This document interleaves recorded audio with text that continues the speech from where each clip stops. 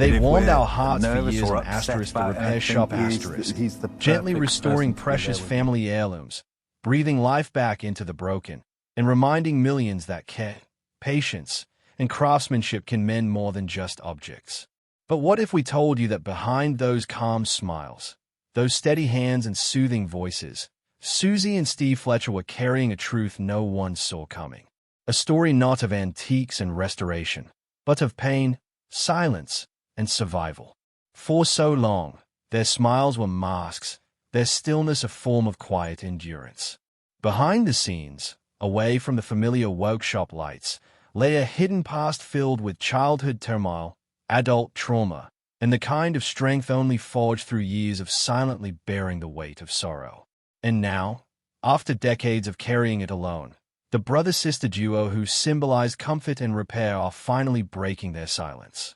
Fans around the world, used to seeing them as steady pillars of peace and patience, are stunned.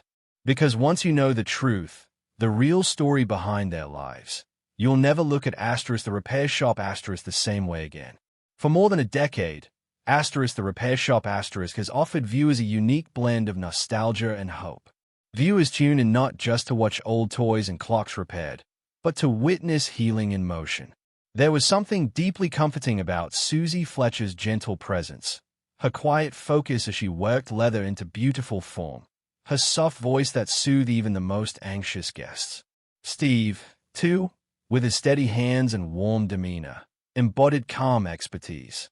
Together, they appeared as a perfect team, two skilled artisans with a deep bond and a shared love for restoration. But beneath the quiet synergy, attentive fans sometimes caught glimpses of something more, fleeting shadows of pain. A flicker of something unsaid in Suzie's eyes. A brief pause in Steve's voice whenever family was mentioned. These weren't camera tricks or imagination. They were fragments of a much deeper, untold story. Suzie and Steve Fletcher grew up in what, from the outside, appeared to be a warm, idyllic Oxfordshire home. A house filled with the laughter of four siblings, home-cooked meals, homemade cakes, and the ever-present aroma of freshly brewed tea. But inside that house, shadows lingered. Their mother, a creative and talented woman, suffered from postnatal depression, a condition poorly understood and woefully untreated in those days. Our mom suffered dreadfully, Steve would later recall. It wasn't just sadness, it was isolation, confusion, and pain. Their father, doing his best to hold everything together, eventually succumbed to his own mental health struggles, suffering a nervous breakdown under the weight of family pressures. It was a dark time for all of us, Steve admitted. The children were often sent to stay with relatives, protected as best as possible from the storm at home. They developed an unspoken pact, a code of silence, a means of survival in a world that didn't have language for what they were going through. Looking back, Suzie added, "I feel incredibly sorry for Mom. No one knew how to help her, and the treatments, they were barbaric." From that house of shadows emerged two remarkable individuals. Suzie, the youngest daughter, found solace in craft. Born into a home of creativity, her mother was a designer and seamstress, her father a watchmaker. Suzie was drawn from a young age to working with her hands. By 14, she was apprenticing with Ken Langford, a local saddle maker, and by the time she reached adulthood, leatherwork wasn't just a skill, it was a lifeline.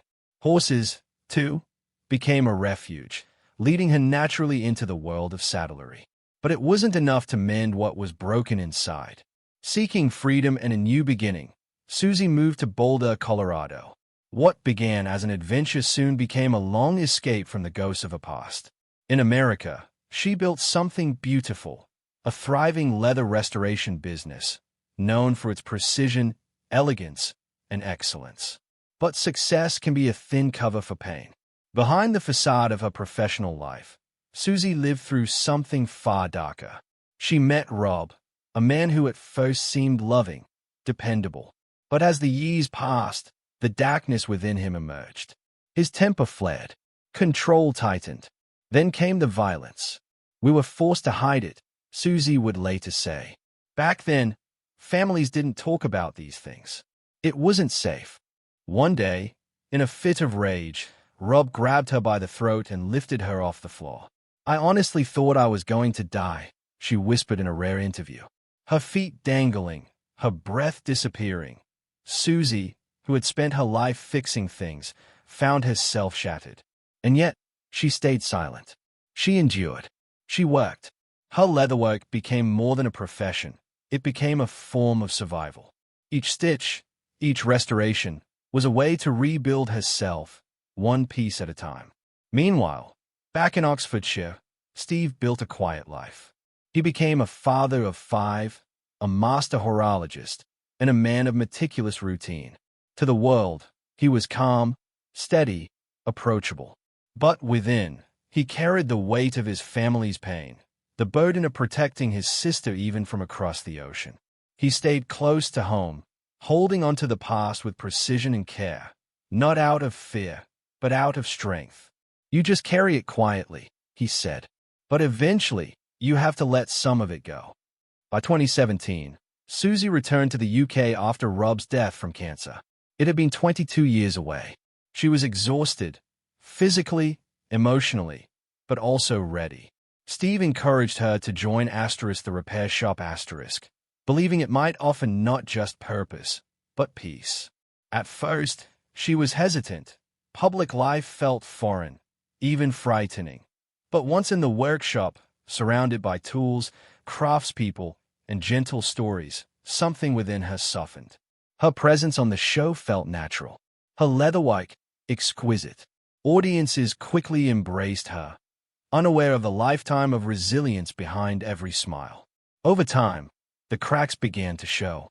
Suzie missed episodes. Steve grew more introspective in interviews. Fans noticed and wondered. The truth, when it came, didn't arrive with dramatic fanfare. It came quietly, respectfully, first in a podcast, then in Suzie's deeply moving memoir The Sun Over the Mountains where she laid bare the truth of her life, the family struggles, the violence, the heartbreak, the healing. "Every stitch wasn't just about the leather," she said. "It was about putting myself back together." Steve echoed the sentiment. "We didn't just fix things for others. It became part of our own healing." Together, Suzie and Steve Fletcher have shown the world that restoration isn't just a physical act. It's an emotional journey. Their story is not just about clocks, saddles, or family heirlooms. It's about survival, about love, about the silent endurance of two people who carried the weight of their past while helping others reconnect with theirs. They remind us that even the most broken things can be made whole again, and that sometimes the greatest restoration of all is the human spirit. Like, share, and subscribe for more untold stories. And remember, every piece has a history. Every person has a story. And sometimes, the deepest wounds heal through the quietest acts of care.